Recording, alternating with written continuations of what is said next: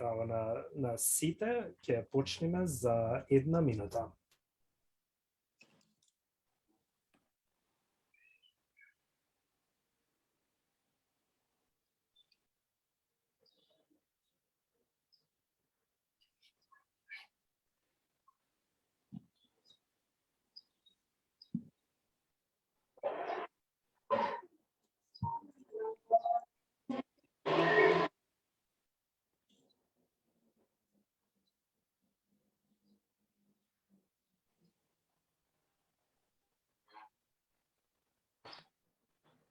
Здраво на сите, јас сум Мето Колски, председател на Обединета македонска дијаспора. Ви благодарам многу што одвоивте време денеска, моментално 1 час од 13 часот во САД, во Македонија е 19 часот приквечер. Многу ми е мило што го организираме овај настан денеска на 21 мај, особено со доктор Викторија Трајков, кој ја познавам неколку години од кога живееше во Америка. Нејзиниот сопруг беше конзул тука во Нью Йорк, конзул Трајков, и имавме одлична можност да соработуваме. Баш се сеќавам кога се запознавме прв пат беше на трка на Омада Ајвар 5K, 5 километри, така да зборува и за брендирање на држава, брендирање на нашиот Ајвар во Америка, и баш убава прилика. И се сеќаваме на време исто имавме и дигање на македонското знаме за прв пат на Уол Стрит во Нью Йорк, кај што многу луѓе ни поставуваа прашања од каде е знамето, кои сте вие, што све вие и слично, и убава прилика да ја представиме Македонија на тој настан. И пред да го дадам збор на нашиот нов директор на Обединета македонска дијаспора за Македонија, Гордан Јорданов, токму сакав да спомнам и некои различни проекти на Омада што помагаат во промоција на државата, едно помеѓу самите македонци, но исто така и публиката и тие што не знаат многу за Македонија. Едно е, започнавме на програма Родом од Македонија, кај што секоја година студенти од дијаспората одат во Македонија, и моментално имаме десетина што ќе започнат 3-неделна програма во Македонија, кај што ќе стажираат и ќе присуствуваат на различни настани, галична свадба, ќе одат во Охрид, ќе се запознаваат со татковината, и тоа е една убава прилика за луѓе кои се трета, четврта генерација македонци, а исто така нешто што Омада од самото постоење работи на лобирање за Македонија, да се унапредува македонската култура, идентитет и слично. И во изминативе 2-3 години покушуваме да повеќе држави низ Америка и во Канада и во Австралија да го декларират септември како месец на македонско наследство. И ова година имаме резолуција во Конгрес кај што група конгресмени го означува тој месец, и во различни држави. Минатата година можеби слушнавте во медиумите дека во државата Мишиген го прогласи септември како месец. Имавме така прокламација од градоначалникот на Вашингтон, кај што го означи Илинден како ден на македонците во Вашингтон. Така да ови се убави прилики што сакав да ги спомнам пред да го предадам тука да модерираат Гордан Јорданов, но толку од мене. Верувам дека ќе имаме убава плодна дискусија и ќе можеме да видиме како дијаспората може повеќе да помогне кон татковината, за татковината. Така да чест ми е и задоволство да го представам Гордан Јорданов, кој овај месец започна како директор за Македонија на Омада. така да честито и верувам дека работата на Гордан ќе биде плодна, знам дека нема да биде лесна, but дефинитивно знам дека ќе биде супер директор за омлада за Македонија. Така да Гордан, ви предавам на вас и благодарам Викторија уште еднаш од мене. Добар ден на сите. Прво да ви се заблагодарам што денес делот оваа дискусија. Оваа дискусија е прилично позитивна, поради тоа што ќе зборуваме на неколку теми кои што би требало да работи нашата држава за модернизација и интегритет во понатамошните постапки. Денес со нас, како што спомнам, е професор Викторија Трајков, која што има докторат во сферата на маркетинг и поседува неколку дела кои што таа ги публицирала и работела на неколку физибилити студии, промовирала политички кампањи, работела на промоција на политички кампањи, исто така и промоција на брендови од Македонија и како Македонија би можела да се развива понатаму. Исто така, како што спомнам, работела и во неколку консулати, во амбасади, па би можеле да започнеме. Професор Викторија, би сакал да ви го предадам вас местото и да започнеме со една убава тема каде што ќе разговараме за разликите помеѓу маркетинг кампањата и, да речеме, политички пропаганда или политичка кампања. Што тоа според вас представува? Но ајде да слушаме нешто повеќе за вас. Прво, добар ден од македонскиот Ерусалим Охрид. Сакам да ви се заблагодарам и тебе, Гордан, и тебе, Мето, за оваа прилика која што ретко може да се виде, да имаме една вака директна дискусија заедно со македонската диаспора. Од срце би се заблагодарила како обединета македонска диаспора, кој што се вложувате многу да не се заборави Македонија, да не се заборави македонизмот и она што е наше македонско. Супер ви се програмите, продолжете и понатаму и ние тука што може да помогнуваме во поглед на тоа што ќе бидете кај нас гости, ќе дојдете, ќе видите и слично, да знаете дека стоиме на располагање. Гордан, ти благодарам. Да, јас сум доцент доктор Викторија Трајков, моментално предавам политички маркетинг. Млад истражувач сум и се надевам дека уште повеќе ќе бидам дел од тоа истражување на како може една мала држава како Македонија да го заземе местото кое што го заслужува. Не само кон тој европски пат, туку и кон тој светски пат, сите можни ќошиња на светот да дознаат која е Македонија и што Македонија може да понуди. Гордан, прво сакам да ти се заблагодарам и тебе, затоа и да ти посакам среќа во твоето ново работно место. На Мето исто сакам да му посакам среќа во неговото работно место. Знам дека ќе бидете повеќе од успешни, дека Македонија ја промовирате и надвор преку вашето делување и вашата работа. Она што Гордан го почнуваме како тема да ни тргне денешната дискусија, што е разликата меѓу таа маркетинг кампања и пропаганда.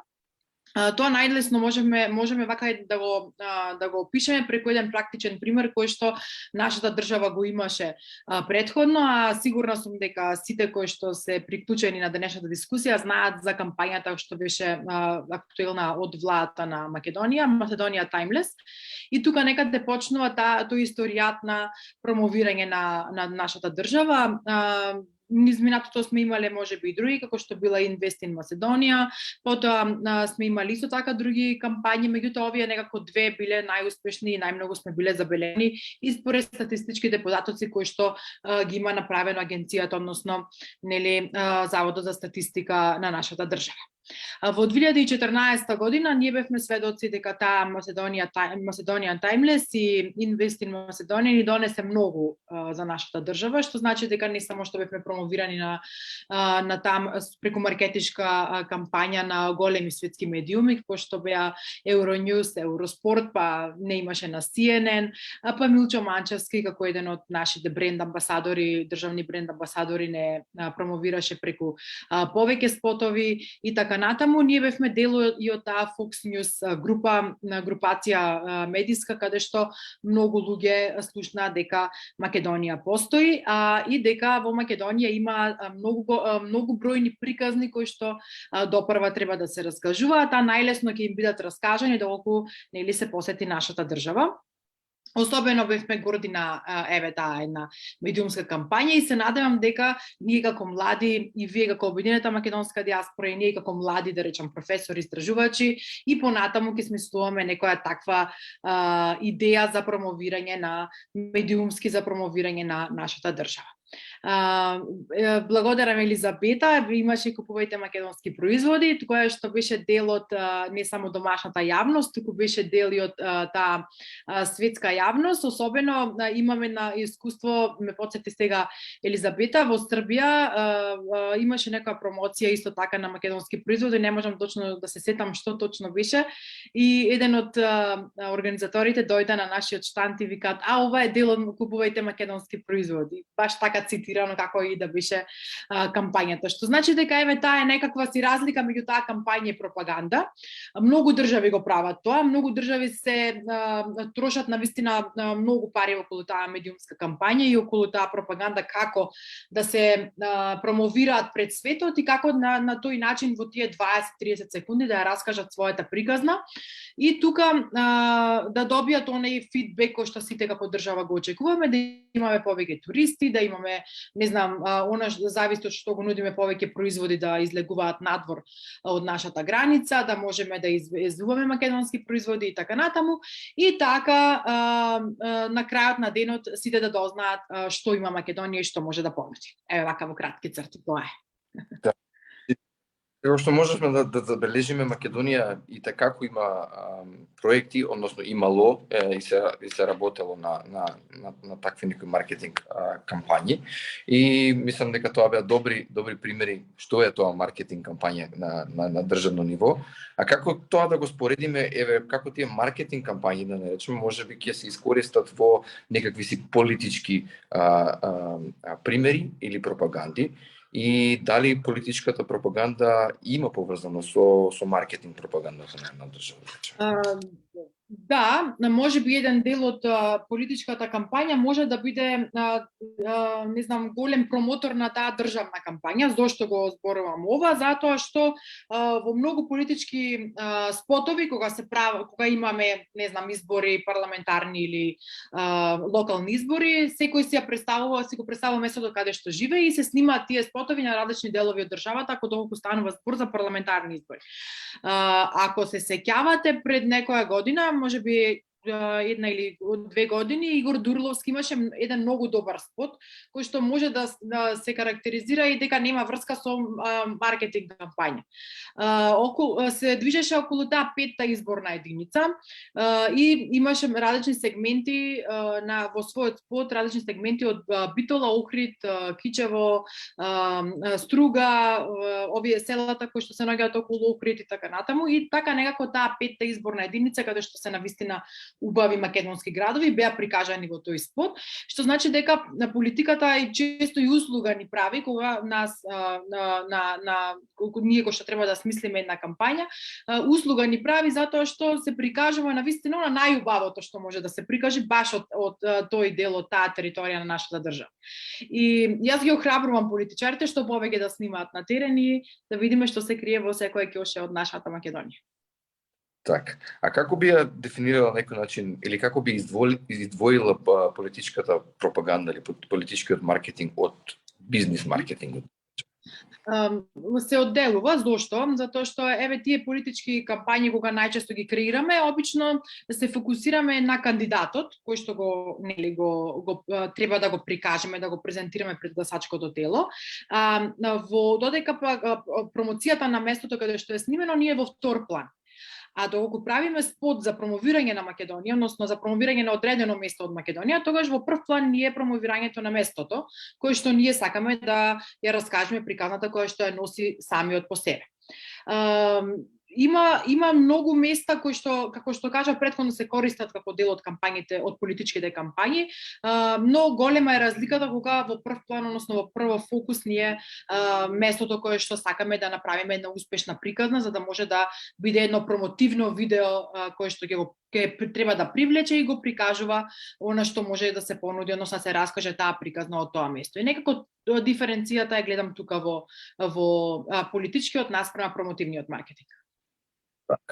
Знаејќи колку младите се запознаени со тие маркетинг кампањи и како делуваат на интернет простори, па како и бизнис простори, мислам дека Македонија и така има потенцијал за искористување на овие две, да не речем, сфери од маркетингот. Да позборуваме малку за брендирање на производи и услуги. Меѓународна промоција на државата, како би можело Македонија со овие капацитети кои што сега ги има, паметно да ги искористи и да на некој начин што значи успешно брендирање на национални производи. Така, значи, прво, она што треба ние да го размислиме како држава и сметам дека на тоа треба да работиме и ние како млади периодов, е да си ја брендираме придавката македонски. Ако се сеќавате, имаше една политичка кампања, повторно Гордан ќе се вратам сега на истото, пред неколку години во Грција, каде што беше The Great, Александар the Great, главен, ајде да кажам, лик во таа политичка кампања и некако ние тука се најдовме навредени, бидејќи имавме еден дел во кој што нели ни го заедоа тоа македонско. Затоа доколку ние го брендираме, ја брендираме придавката македонски, тогаш сето она што е македонски, нема да може апсолутно никој да ни го земе, ниту да го злоупотребува, ниту пак употребува без наша дозвола. Тоа е прва работа. Жалосно е што една држава која што има потенцијал во земјоделие, во урбанизам, во потенцијал кај младите, навистина подречена креатива, знаеме колку деца кои што се успешни музичари, колку се успешни продуценти, режисери излегле од ова парче земја. Жалосно е што не го искористуваме не го искористуваме тој потенцијал за да може ние да си брендираме да си го брендираме секој дел од нашата држава. Друга една работа која што навистина мене ми смета, а тоа ми беше дел од моја истражување во докторската дисертација кога ја правев, е колку производи ние автохтоно како македонски ги произведуваме надвор. Не зборуваме да носиме надвор за да се извади под друго име, него зборуваме како македонски. И тука се многу малку.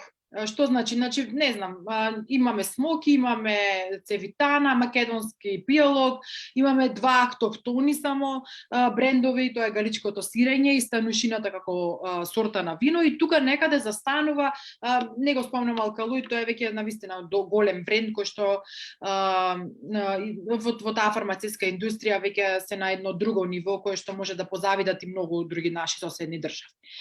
Тука некаде се движиме околу тие 5, 6, 7 до 10 брендови кои што ние како македонски ги извезуваме надвор. Не дека ние немаме капацитет или не знаеме како треба тоа. Меѓутоа нас државата веројатно не ни нуди доволно, како да речам јас ако сум фирма, не ми нуди доволно можности, ниту пак сака да ми помогне во поглед на тоа како јас би извезила надвор одредено вино или одреден мој производ кој што јас како компанија би сакала да го понудам под брендот македонски. Се согласувам дека ние имаме навистина голем капацитет, навистина имаме и странски инвестиции и многу други брендови кои што сами ние си ги правиме, значи домашни производи, меѓутоа треба да се спреми системот. Ние имаме системски проблем и тој момент ние треба како млади да работиме, да ставаме забелешка и да работиме на подобрување на ајде да речам меѓународната промоција на македонските брендови надвор од државата. Уште една работа која што беше добра, се правеше за овие години, исто така дел од моето истражување е тоа што имаше економски промотори по самите дипломатско-конзуларни претставништва, кои што не само нудеа место каде што може да се дојде една странска инвестиција кај нас, туку и го промовира македонскиот бренд, односно ги промовира тие производи и услуги кои што се прават од Македонија, и тоа беше еден добар концепт за да може светот да слушне дека ние имаме едно добро вино, и стварно имаме добро вино. Нема да бидеме познати само по смедеревката која што им ја даваме на Србија, на пример. На вистина, кога ќе тргнеш од Скопје да одиш на кај, да речеме, Битола по пат, застануваш Кавадарци, Неготино и така натаму, ти имаш на вистина што да видиш. И тоа е прво милина за да се сликаш, нели оној го немаме тој вински пат кој што на вистина го има кога на пример на кај Србија одиш.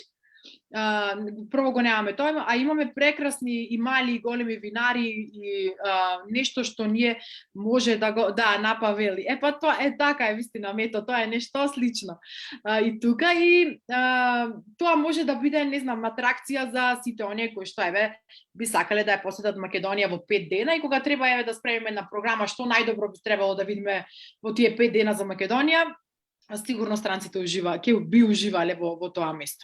Значи, ајде прво ќе застанат во Велес, Гордан кај тебе на Пита, па ќе одат на вино во Кавадарци, па во Прилеп, не знам, ќе пробат разни работи кои што се делеве, тој како се вика оној шишкебаб, прилепски шишкебаб е многу познат, и се одат во Битола и тука навистина има исто така што да видат, што да пробаат, да прошетаат и така натаму, и некако тој момент може да се спреми како една кратка верзија што би посетиле за рокот, не знам, 3 дена во Македонија. Тоа е момент за... Да, се повеќе на брендови, значи Македонија има доста прехрамбени, заради тоа што почвата ни е таква каква што ни е, но сепак се повеќе и повеќе брендови, односно производи излегуваат како домашни и како локални производи, и можеби тој рурален туризам каде што ни е потребен за производство на тие добри или квалитетни хранливи производи, би требало да му се обрне поголем фокус. Сепак има проблем. Иако во поранешните години имала индустријски капацитети, сепак модернизацијата и технологијата која што е во овие модерни времиња се уште мораме да признаеме не е целосно пристигната кај нас. Во претходните години точно е дека имаше поголем број на странски инвестиции кои што доаѓаа во државата поради едни или други причини, но како и да е, храната и сепак прехранбените производи во целина никогаш нема да изумрат и секогаш ќе бидат потребни за човештвото. Ние имаме нераскажани приказни. Тоа е најголемиот проблем кај нас. Прва причина. Втората причина е ние системот треба да го подготвиме, дека не треба да поминеме 3,5 месеци по институции за да може еден производ, не знам, да можеме да го извезуваме. И трета работа е дека дипломатско-консуларните представништва мора да си бидат спремни и да има соодветни кадри, најмалку економски промотори, кои што ќе работат на меѓународна промоција на самото македонско вино, не знам, македонски производ, така да го наречем.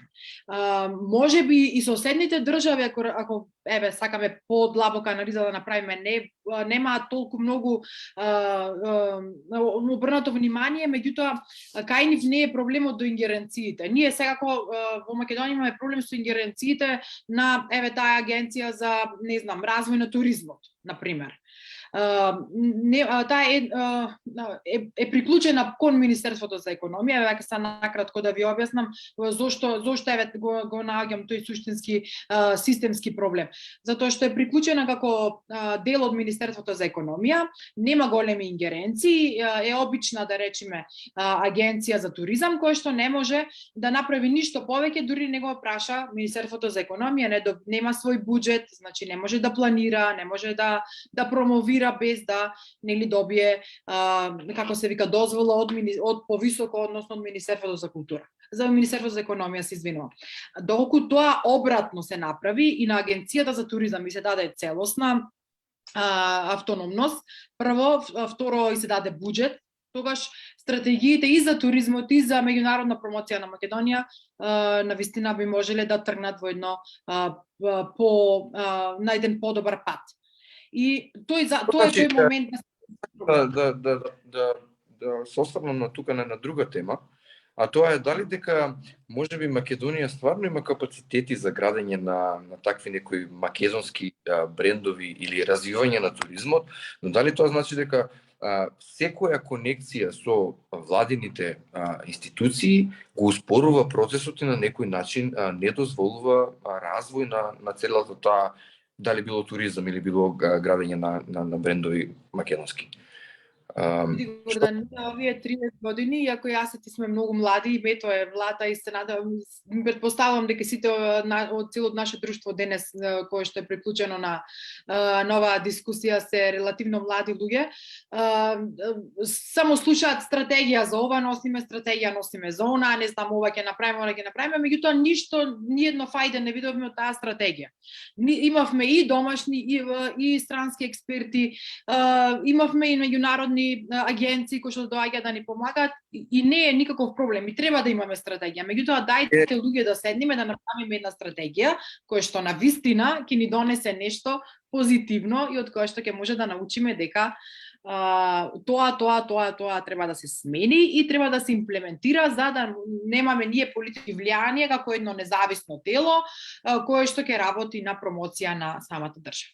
Без разлика туризам, производи и така натаму. Кога сме на промоција на самата држава и на нашиот, да речеме, идентитет, можеме да се фокусираме малку на капацитетот кој го има Македонија за градење на македонштината на некој начин. Јас би ги разделил во неколку аспекти. Можеме да зборуваме за културен аспект, можеме да зборуваме за политички, туристички и така натаму. Но што според тебе Македонија моментално го има и колку е спремна да би работела глобално на градење на македонштината? Од каде треба да почнеме? Така е. Види Гордан, јас па еве сега ајде малку да независно да ги гледаме работите и не знам експертски да пристапиме кон темата која што ме прашуваш. Ние како држава имаме навистина голем капацитет, затоа што кај нас не само по старата генерација која што навистина видела еден друг систем во кој што се функционирало, па се осамостоила државата, па гледа овој систем како функционира и така натаму. Ние имаме навистина врни професори и стручњаци во својата област кои што можат да помогнат и во образование, и во култура, и во здравство и така натаму, но многу се нервирам, искрена да бидам, кога ќе слушнам дека некој сака, не знам, да го намали часот по македонски јазик во основните училишта. Фондот на часови да ми го намали. Па како сега јас еве, или не знам, историјата на пример, да се спои со друг предмет ова. Значи, ако според политички потреби, ако јас на мојот син кој што има 8 години, му кажувам дека Гоце Делчев е македонски херој кој што, нели, се борел за осамостојување на Македонија, и сега ако политиката сака в година ќе се смени тоа и ќе му речам сега не Григори, почекај малку, сега овој бил македонски револуционер, ама и на некој друг револуционер. И некако од тука треба да почне моментот на промена на самите работи. Уште една работа која што смета во целата образовна реформа која што треба да се направи според мене е да се почне од најгоре од факултетите, па после тоа да се прават некакви си реформи во образование на, да речам, хиерархиски надолу. Зошто го зборувам ова? Заради еве тие педагошки факултети каде што се образуваат тие наставници кои што треба да ги учат тие генерации нели надоле како одат. И тука системот да понуди нешто кое што нема да биде не знам, фрустрирачко за тој што е во средно, тој понатаму тој што е во основно, па и за овие мали деца кои што сега со дигиталните уреди можат да пристапат ама буквално кон се. И не можеш веќе да го изложиш дека ова било вака, она било онака и дека се и се што они можат да видат само со еден клик.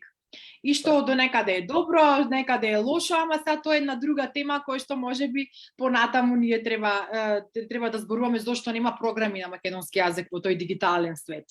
Тоа е веќе една друга тема.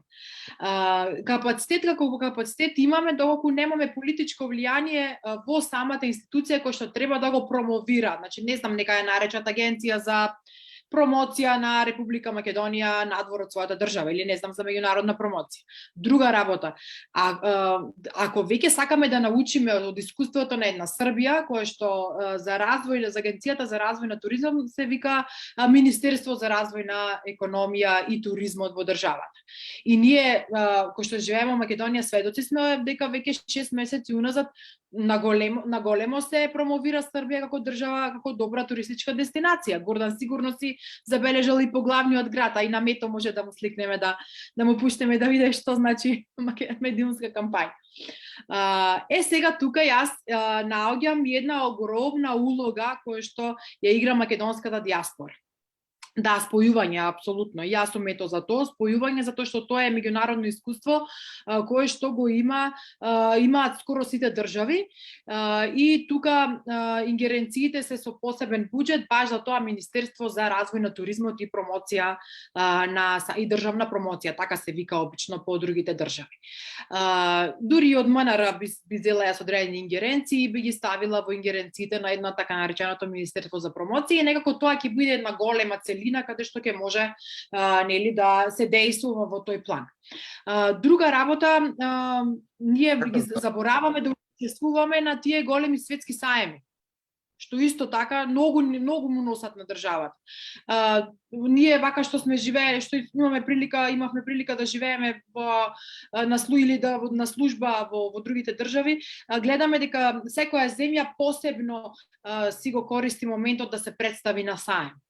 Да, во минатото ние сме учествувале во многу саеми, но последните 4, 5, 6 години ние го забараваме Лондон, каде што е World Trade Market, еден од најголемите саеми за представување на државите. Во Мадрид во јануари, ако се сеќавате, исто огромен саем има таму за представување на државите. Во Берлин во март, значи исто така многу важна дестинација. Во Дубај во мај, каде што навистина се прави една атракција ако сакаш да си ја представиш својата држава, и Истанбул, Белград, па да не зборувам, со Мето сме учествувале и во неколку саеми кои што ги има во Њујорк, каде што навистина секој си се труди да си најде тие 5 минути за да може да ја представи својата држава. И не е само да учествуваш на саем, туку треба и да бидеш малце креативен како од толку многу штандови баш кај тебе да дојдат. Меѓутоа тука има, знаеш, една финта која што ние маркетарите да речеме ја користиме, а тоа е коспонзорство на саемот се вика, така што и тоа се решава. Битно е да имаме добра волја, а за капацитет мислам дека не ни е доволно искористен. Размислував кога зборуваше околу, речеме, како државата настапува кон капацитетите на градење, но од друга страна што гледам како проблем е дека овие генерации кои што сега растат и не се изучува тоа што го зборуваме, дека треба да се работи на тој градење на македонштина на некој начин, се спочуваме со фактот дека во наредните 70 години ние може би нема да бидеме до толку развиени, заради тоа што оваа генерација сега која што започнува се учи на оние начини. Сакам да осврнеме на тема на дали различни воени конфликти, национални конфликти, билатерални односи, мултилатерални односи влијаат на функционирањето на една држава во поглед на сопствените брендови. Каде ги извезува на некој начин, со кого соработува и така. Види, јас многу се радувам што еве ние како држава нормално сите заедно работевме за тоа membership во НАТО, односно за да станеме дел и членка на НАТО, што не е навистина нешто што треба да се заборави, да не се напомене, бидејќи освен безбедносно, ние сме осигурани нели како една земја која што ја има таа безбедносна сигурност, значи тука сме како се тие принципи на НАТО, еден ако е нападнат, тука сите остануваат во одбрана и така натаму.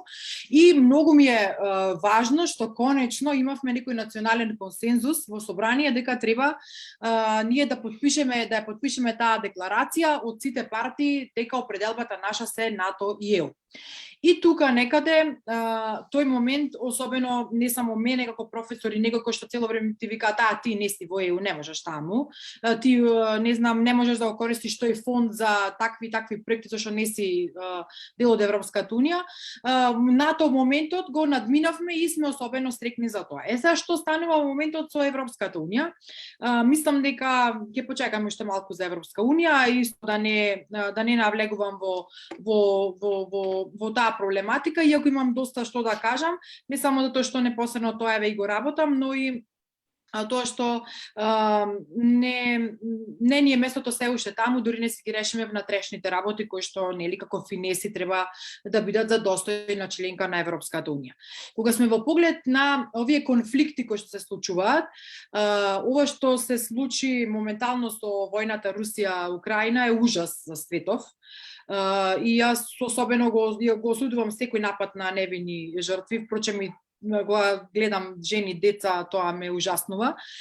Нормално дека тоа влијае апсолутно на секоја држава, без разлика дали сме подалеку до Украина, дали сме точно до Украина или не знам, сме на другата страна на континентот, бидејќи ние сме некако поврзани преку Обединети нации, нели, да си помагаме со разни декларации кои што ги имаме потпишано како држави, без разлика дали сме мала држава, средна или голема држава, што значи дека тој момент на воена агресија апсолутно го осудувам и тука нема дилема, затоа што навистина прави штета во економијата и во поглед на увозот и извозот на разни да речеме и продукти и производи.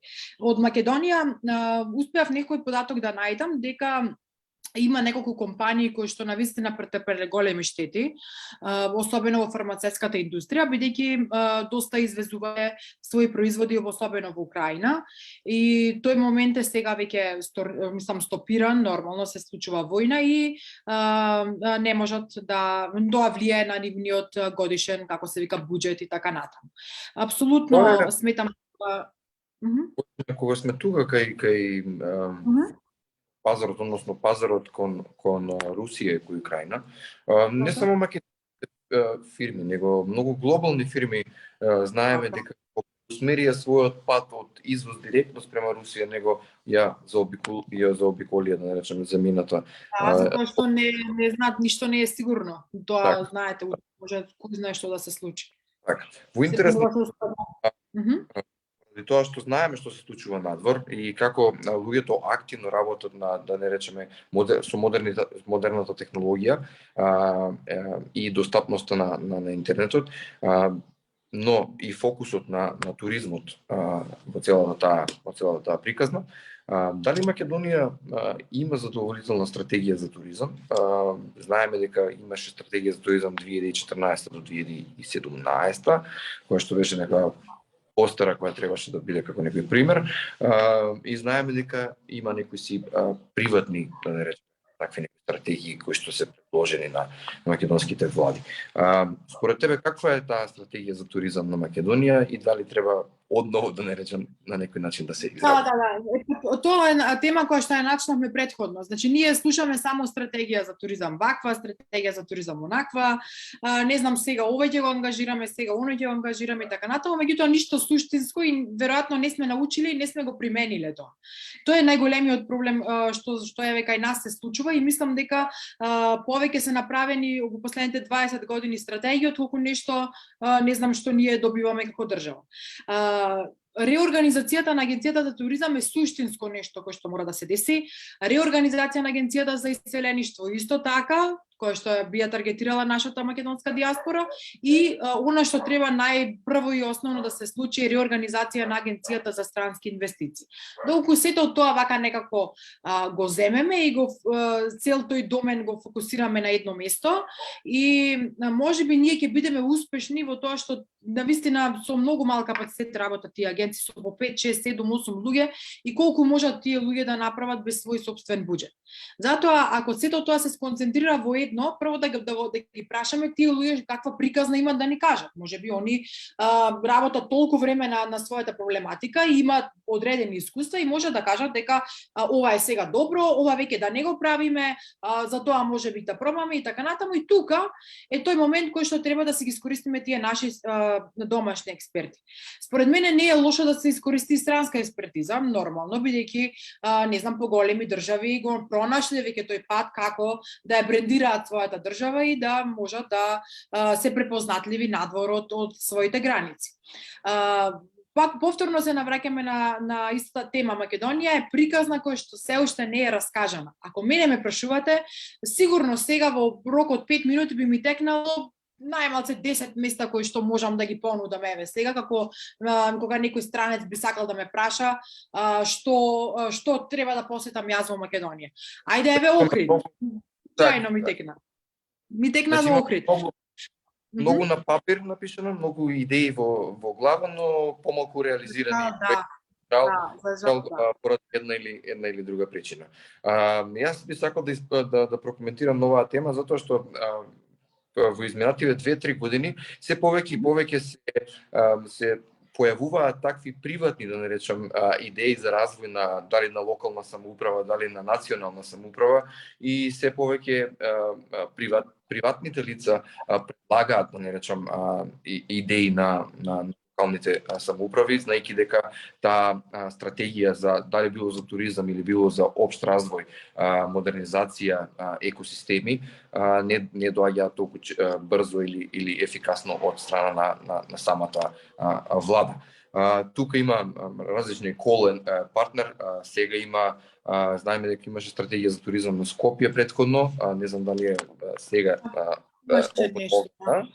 Да, во Велес кај нас има приватни лица кои што изработуваат веќе и предлагаат такви идеи за развој на градот, кој што е Велес 2.0, прекрасна идеја за модернизација и развој не само на туризмот, него формација на креатив хабови, такви екосистеми, зелена енергија и така натаму. Така да се повеќе и повеќе луѓето гледаат дека доколку самите не се активираат во таа некоја си развојна метода на локалната самоуправа, владата се уште не е спремна да одговори толку брзо и ефикасно да се спроведе таа некоја си стратегија. Проблемот што ние имаме пак системски проблем што никогаш не ги слушаме вакви некои агенции, приватни агенции кои што навистина имаат капацитет да понудат некаков си проект. Па видете колку многу агенции има во нашата држава кои што работат со европски фондови, навистина прават успешни проекти да ти е милина да ги гледаш, например, кога би го завршиле тој проект. Не знам, еве тоа што го спомна сега во Велес. После тоа во Охрид има со партнерство со општината исто направено доста проекти за кои што градот е промовиран на едно навистина завидно ниво. И уште една работа. Доколку се спојат постарите генерации, значи искуството на постарите генерации и идеите на младата генерација, која што особено се радувам дека градоначалници млади има во моментов, јас сум сигурна дека концептот за стратегија на туризам би бил нешто што не може да нема успех. Навистина имаме многу, имаме што да раскажеме, имаме што да понудиме. Го имаме еве, ајде сега еве 5, нека да набројам 5 работи кои што еве јас би ги предложила како некој кој што доста долго работев на брендирање на државата. Еве го Охрид. Охрид е приказна која што е нераскажана 365 дена, така. Значи не само езерски туризам, Охрид има и планински туризам, има многу баво јадење, има пријатен народ кој што живее и така натаму. И еве една приказна околу Охрид кој што сега слушнав дека УНЕСКО има еден проект кој што некаде до 17 јуни е рокот, работи на тоа културно наследство на размена на различни културни разлики и тука мислам дека Охрид навистина ќе добие една убава светлина за развој на својата стратегија, на својата локална стратегија. Не знам, можеби ние па и треба како македонци малку да подпрочитаме што имаме историски, бидејќи не знам колку од нас знаат дека во бањата Катланово, например, не знам, Јустинијан го диктирал римското право. Што е факт кој што јас да речам заради моето истражување сум го научила дека баш во бањата во Катланово се случило диктирањето на римското право. Никаде претходно во текот на мојот образовен процес не сум го прочитала тоа. Или дека, не знам, Вија Игнатија еден пат кој што навистина спојува држави многу, не знам, многу градови кои што имаат своја бујна историја и покрај историјата ќе ја промовирате својата храна, своите локални производи, услуги, производители исто така. Зошто, например, еве Скопје да не го направиме град на младите, кога веќе сите од внатрешноста се иселуваат во Скопје, ајде да направиме еден концепт да биде Скопје град на младите. Или, не знам, Битола не само што била позната како градот на конзулите, туку била позната и како главен град на Виена на Балканот, ја викале. Битола, например. Сакам да ти кажам, Да. Извините, прекинав. Да, сакам да ти кажам дека имаме многу приказни кои што ние не сме ги раскажале, а имаме прилика баш ние како млада генерација сега да поработиме на тоа и да оставиме нешто, да речеме да баш мајка ми, братучет ми, вујко ми и така натаму бил дел од таа стратегија за развој, промоција на самата држава. Јас многу се радувам кога, не знам, еве, некое мало дете или нешто ќе сподели некој историски факт или го слушнал или го научил и некако така од најмлада генерација се вградува таа љубов за држава, за својата држава. Кога сите овие проекти би ги на некој начин замислиле дека се развиени, како би пристапиле на, да не речем, тие проекти да ги представиме кон диаспората и како на некој начин би ја активирале диаспората повеќе да биде заинтересирана за самата своја држава? Односно, како би Да, со сите овие програми кои што Мито на почетокот на разговорот ги спомна. Да.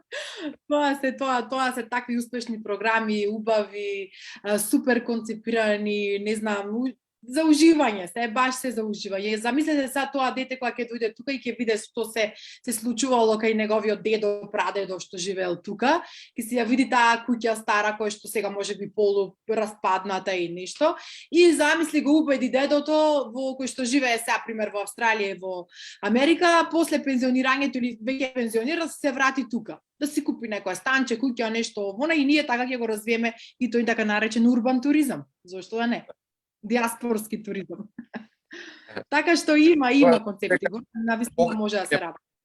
Покрај овие маркетинг или онлайн највише програми кои што ние ги биравме, дали значи дека креација на некој вид на работилници, на кампови, за размена на младата популација, изучување на македонскиот јазик, преведување на македонски книги и така натаму би помогнале во таа така наречената креација на Да, јас според тој и моето искуство, бидејќи како што кажам, ето мојот сопруг работеше како конзул, македонски конзул во Џерси.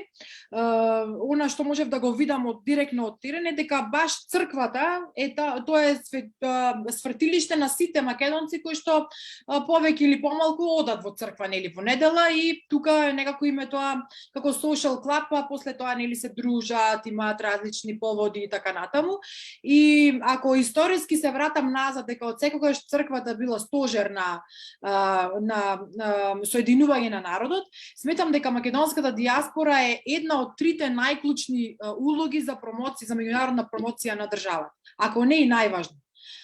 Сите знаеме како функционира диаспората на, не знам, една Грција, Албанија, Италија и така натаму по другите земји. Жалосно е ако ние не поработиме како држава и заедно нели со македонска диаспора на програми кои што би можеле да име раскажуваме македонската приказна, па и на втора, трета генерација и така натаму. Треба да се работи на тоа апсолутно. Дефинитивно. Дали може да напоменеме некои си позитивни примери на промоција на градови, на држави и така натаму? И како најблиско или во најблизок период би можела Македонија да се развие. Ги спомнавме на некој начин пензионерски туризам, спомнавме хибридни номади, оние што се модерни. Да, модерни. Да, се селат од место на место. И дали Македонија, при тоа што знаеме дека се повеќе и повеќе се развива во IT сферата, би била интересна во тој тип на туризам и градење на бренд. Во моментот знам дека 3 општини од Македонија веќе се спремаат за Silicon Valley, апсолутно. Се спремаат за smart cities, што е навистина одлично, затоа што тука не само што ние нели ќе го развиеме тој IT момент, него и ќе видиме дека на пример во Израел има секоја втора општина во Израел е направена како smart city. Има капацитет нели да се работи и сега знам дека ќе ми се насмееш тука веле се веќе smart city одамна. Вистина е така, но знаеш тоа може све убаво да се направи, да функционира, да има бенефити државата, да се сменат некои финансиски импликации, односно како се вика финансиски дополни на законот за не знам за исплаќање на хонорари и слично и да се интервенира во тој момент и навистина младите ќе се охрабруваат дека сите тие не знам пари кои што треба да ги наплатат нели од тоа што го сработиле ќе го добиваат на еден така фин легален да речам начин во нашата земја. Прво, мето ние имаме таква долина. Милчо Мачевски многу тука искористи кадри од нели од моменти од нашата држава. Јас Мариово би го препорачала за една таква долина, навистина е прекрасно место за снимање на многу филмови серии. Битола исто така, ние имавме многу турски серии кои што со години се снимаа во градот и навистина градот личеше баш на една таква да речам филмска долина. За Силиконска долина, ајде, еве веле од веле ке почнам од кај Гордан. Тука некаде да почне тоа, па да се развиваме понатаму. Имаме капацитет, многу има идеи, меѓутоа треба владата, без разлика која, треба да ни помогне во реализација на тие проекти и сметам дека ако младите си ги засукаат ракавите, дека апсолутно нема да имаме проблем во тој поглед. Јас би ги замолил сите кои што не гледаат, доколку имаат некакви прашања да постават во чат. Само како во интерес на времето да сумираме на кои теми, значи Македонија дефинитивно треба да работи на својот туризам и на своите брендови, развој на брендовите, да биде што по приступачна, односно да биде попреставена на глобалниот пазар, на тие саеми и така натаму, и да ги промовира начините на соработка, да се развива во IT секторот, во прехранбените производи и да си го цени она што го има. За крај. Како една македонска приказна би го замислила ти? До каде мислиш дека Македонија би можела да стигне, да речеме во наредните 5 години? Како ја замислуваш? Ако имаме добра волја и соодветни луѓе кои што може да работат на тоа, навистина Македонија може многу далеку да стигне, затоа што видовме еден многу добар пример пред 2012, 11, 14, па и 15 година, каде што навистина веќе почна да се размрдува нешто во државата и дека многу луѓе слушнале за таа некоја малечка Македонија која што нели ја обожавал Филип со своето царство, Кемал Ататурк имал голема љубов, во Битола, па не знам, тука се пиело најубаво вино, или пак се најубав мазник се јадело на одредена територија, на одреден дел од Македонија, имаме прекрасно сирење, галичката свадба која што е заштитена од УНЕСКО и така натаму. И еден таков концепт, ако ние се заангажираме да направиме, навистина за наредни 5 години Македонија би можела да биде дел од, ајде да речам, не мора да биде светска, но еве да почнеме со една успешна европска приказна за промовирање на својот. Тука е тој момент кој што нас ни фали, ние немаме како млади поддршка од власта, односно од владата на нашата држава, затоа што они се фокусирани да еве да речеме на една друга работа која што е дел од тој политички живот во самата земја, а за сметка на тоа ние не сме промовирани доволно и патиме од помалце туристи, патиме од непосетеност на државите, на градовите, од одредени градови кои што веќе изумираат и тој момент е навистина спорен.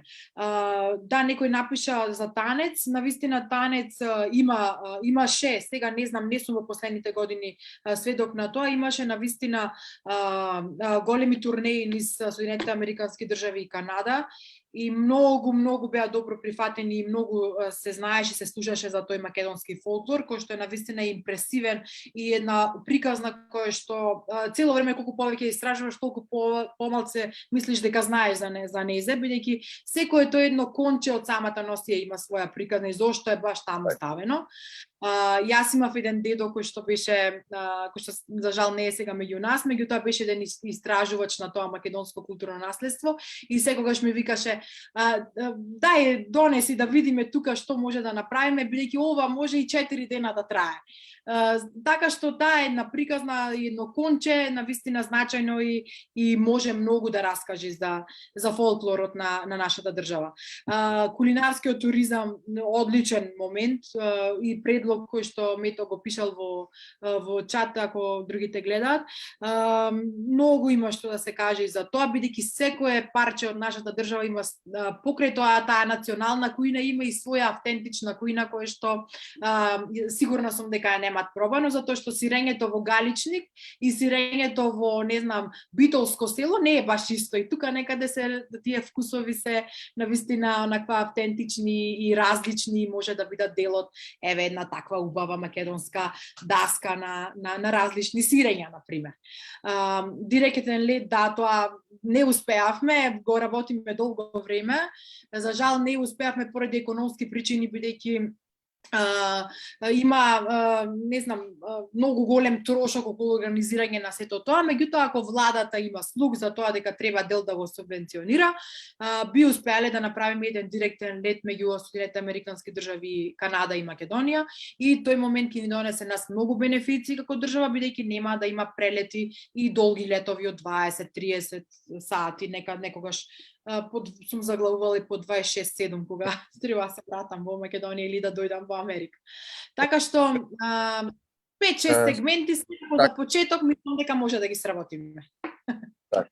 Значи подобро е да се фокусираме на неколку работи, да зацртаме своји цели и планови на активности, отколку да лутаме и да се фокусираме на со јасен план и многу гласни да бидеме. Значи да не слушнат сите. Тоа е најважно. Ако не сме гласни и ако се викаме ќутима полошо, тогаш ништо нема да направиме.